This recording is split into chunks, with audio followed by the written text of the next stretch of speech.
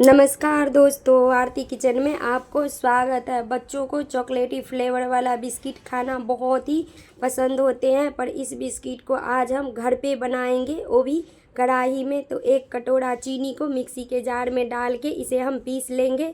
अब एक बर्तन में हम बटर डालेंगे। बटर रूम टेम्परेचर का होना चाहिए। तो बटर को हम फ्रीज से आधे घंटे के लिए निकाल के बाहर रख दिए थे। अब इसे हम 5 मिनट तक बटर को ऐसे ही मिलाएंगे। तो देखिए, हम बटर को 5 मिनट तक मिला लेंगे। आप चाहे तो इसे चम्मच या हाथ से भी मिला सकते हैं। अब 5 मिनट के बाद इसमें हम पिसे हुए चीनी डाल के और इसे हम फिर से 10 मिनट तक मिलाएंगे। तो इसमें ना ही तो दूध डालना है और ना ही पानी डालना है। बटर और चीनी को बस इसी तरह से मिलाना है। हमें तब तक मिलाना है जब तक ये क्रीमी ना हो जाए। बटर और चीनी मिलके क्रीमी हो जाएंगे, तब तक हम इसे मिलाते रहेंगे।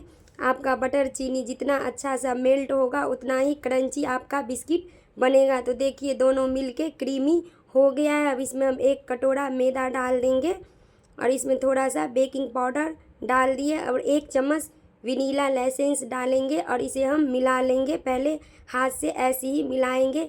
अगर आपके पास वनीला एसेंस नहीं है तो आप इसके बिना भी बना सकते हैं, ये आपका चॉइस है। अब इसमें हम थोड़ा थोड़ा करके दूध डालेंगे। दूध भी रूम टेम्परेचर का होना चाहिए। इसे हम टाइट सा आटा लगाएंगे। अगर आप एक ही बार में दूध डाल दीजिएगा तो आपका आटा गीला हो सकते हैं, इसीलिए हमें टाइट सा ही आटा लगाना है। तो थोड़ा थोड़ा करके ही दूध डाल के हम आटा को लगा लेंगे। तो देखिए, हम आटा लगा लिए हैं। अब इसे हम 2 भागों में डिवाइड कर लेंगे और 1 भागों में हम कोको पाउडर डालेंगे चॉकलेटी फ्लेवर लाने के लिए। अगर आप चाहे तो इसे 2 बर्तन में भी डाल के आटे को मिला सकते हैं। अब इसमें हम 1 कटोरा कोको पाउडर डाल दिए। अब इसमें हल्का हल्का सा दूध डाल के हम इस चॉकलेटी फ्लेवर लाने के लिए इस बिस्किट आटे को भी हम गूँथ लेंगे अच्छी तरह से टाइट होने तक। तो देखिए, चॉकलेटी फ्लेवर वाला भी आटा गूँथ गया है, मतलब तैयार हो गया है। दोनों आटे से हम बिस्किट बनाएंगे। तो पहले हम बॉल्स बना लेते हैं। तो छोटे छोटे ये 4 बॉल्स बनाएंगे। आपको हम 3 तरह से बिस्किट बना के दिखाएंगे। तो 2 चॉकलेटी फ्लेवर का बॉल्स बनाए हैं और 2 ऐसी सिंपल सा बनाए हैं। अब दोनों को हम चारों को हम दबा देंगे, पहले चॉपर पर हल्के हल्के, फिर हाथ पे बॉल की तरह बना के इसे हम बीच से दबा देंगे। तो देखिए, ये बिस्किट बन गया है। अब हम दूसरे तरह के बिस्किट आपको बनाएंगे। तो इसके लिए भी हम छोटे छोटे 6 बॉल्स बना लेंगे और 6 बॉल्स को आपस में हम चॉपर पर डाल के पहले हल्के हल्के हाथों से चिपका लेंगे और सेम इसी तरह से तलहटी पे फिर हम इसे भी गोल करके और इसे हम दबा देंगे। आप अपने हिसाब से इस बिस्किट का शेप दे सकते हैं।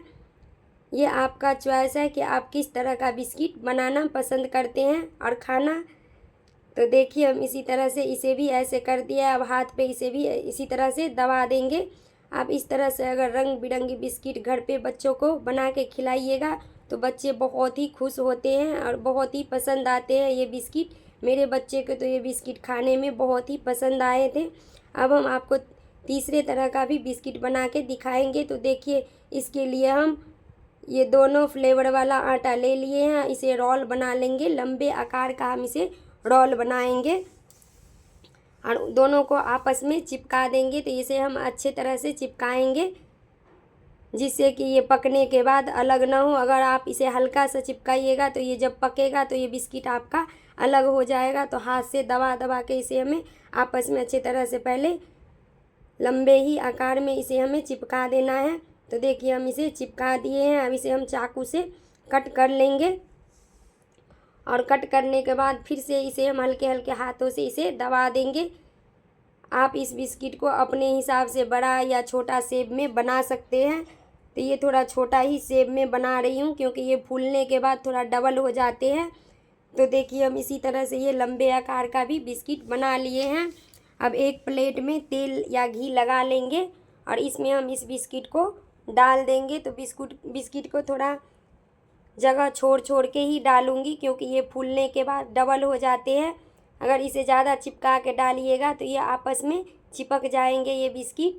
तो इसी तरह से हम सारे बिस्किट को डाल दिए हैं प्लेट में और गैस पे कढ़ाई गर्म होने के लिए स्टैंड डाल के रख दिए थे। तो इसे हम ढक के 10 मिनट तक के लिए कढ़ाई को गरम कर लिए थे। अब इसमें इस प्लेट को डाल देंगे। आप थोड़ा आराम से डालिएगा क्योंकि कढ़ाई गरम है तो हाथ जलने का भी डर होते हैं। तो इसी तरह इस प्लेट को हम इसमें डाल दिए। अब इसे ढक के हम 25 से 30 मिनट तक इस बिस्किट को मीडियम आंच पे ही पकाएंगे।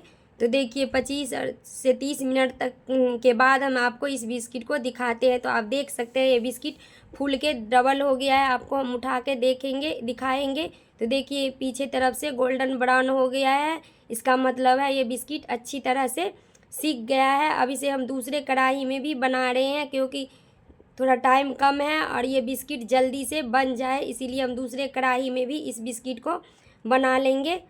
तो आप देख सकते हैं हम सारे बिस्किट को इसी तरह से बना लेंगे। आप चाहे तो इस बिस्किट को कुकर में भी बना सकते हैं। ये बिस्किट खाने में बहुत ही क्रंची बनते हैं। अब इस प्लेट को हम निकाल लेंगे।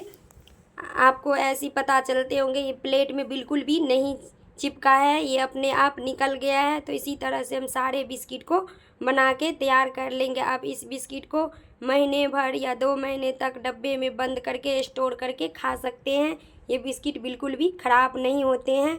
सकते हैं कितना ये क्रंची बना है ये बिस्कुट। अगर आपको मेरे वीडियो पसंद आते हो तो लाइक, सब्सक्राइब, कमेंट, शेयर कीजिएगा। आपका एक सपोर्ट मेरी ज़िंदगी बदल सकते हैं। Bye, thank you so much।